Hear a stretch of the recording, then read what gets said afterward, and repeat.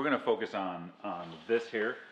This is just an example of what most people's insulation looks like.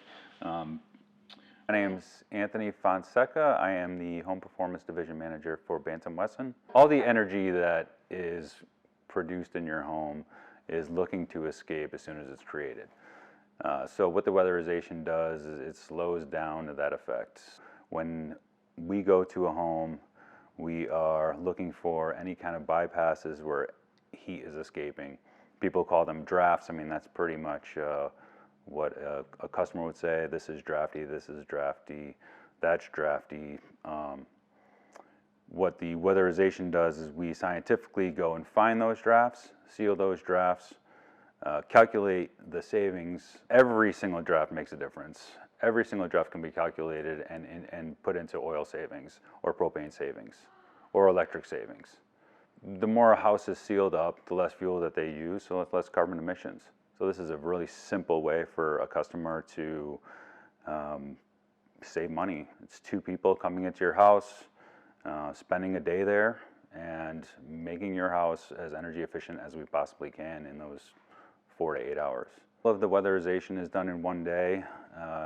If there's recommendations for insulation or upgraded heating equipment, that's done at another time. We go into a house, we would check the house for, make sure that there's nothing that is unhealthy. So we would look for mold, we would look for mildew, we would look for asbestos-like material, we would look for vermiculite. We would test the equipment for carbon monoxide. We want to make sure that the home is safe and healthy before we do any weatherization. Once the health and safety checks are done, we use what's called a blower door in the industry, and we do blower door guided air sealing, it's called. So we run a blower door.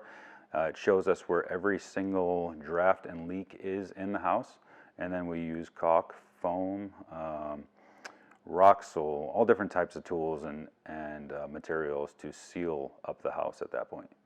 Another spot where people tend to lose a lot of energy is through their recessed lighting, where you have a vented recessed light and it's vented into the attic, so your heat, you never know it, but your heat is actually escaping through your light fixture into the attic.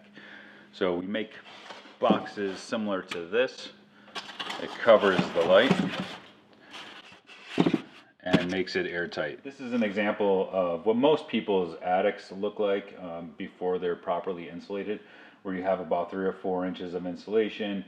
You can see it's all discolored because air's been passing through it, which degrades the R value of that insulation. And then if you move over here, this is kind of like what a retrofit. After it's done, you pull that insulation out, and then you have proper venting. You blow in. This is an example, it's 6 or 7 inches, but usually it's about 14 or 15 inches. And that's really the main problem in most people's homes is inadequate insulation. How often should you change out your insulation? If it's done right, you should never have to. Okay, good to know. Especially with the insulation like this, it's very green recycled newspaper. It's called cellulose. It's actually kind of funny. You find it in your, if you have Parmesan cheese at home and you look at the back, the last ingredient is cellulose.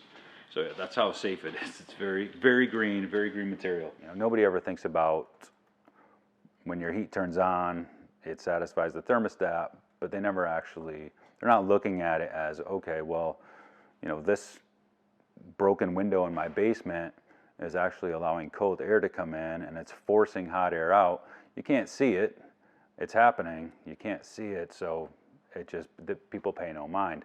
But when we come in and we go, hey, that broken window down there, you know, that's probably about 50 gallons of oil a year that you're wasting because it's just an open window. And people are like, no way. And then we can prove it when we do our blower door test. If people want to do something quick, your attic hatches, you know, those should be sealed.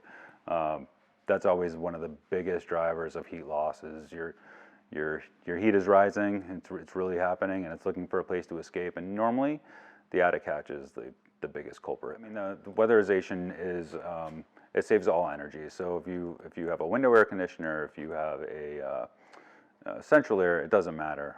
Actually, people with window air conditioners, when we go to the house and people have window air conditioners in, they never actually, stuff the top, so you have a wide open window all summer long, and something like that ends up costing you a lot more in electricity to try to cool that room. So the reason why weatherization is important in the summertime as well as the winter is because your cooling costs are also astronomical at this point, and weatherization also helps with keeping your cooling costs down.